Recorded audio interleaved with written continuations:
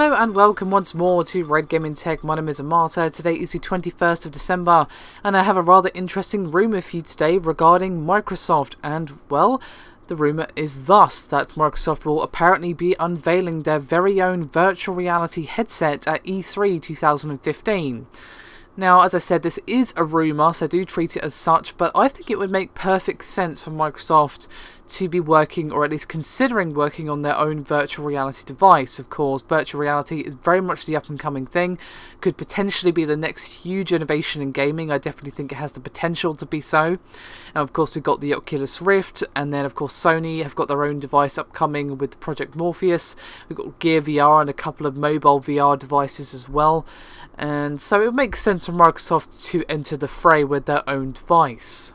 Now, this basically comes from anonymous sources that spoke to DigiTimes, who basically said that, well, the gaming devices development is being handled by the hardware team at Microsoft, which is also the one who take care of the Surface tablet development. Now, of course, if Microsoft are doing their own VR device, they are kind of entering it later into the fray, as of course the Oculus Rift is supposedly coming out next year, and we've got, of course, Project Morpheus probably coming out sometime next year. It may be 2016 at the latest. So let's assume that Microsoft is starting development now. Even then, they're still going to be behind. Now, of course, Microsoft have kind of been messing around with user interaction in video games for a while. Of course, we've got augmented reality, Illumina Room, and of course the Kinect.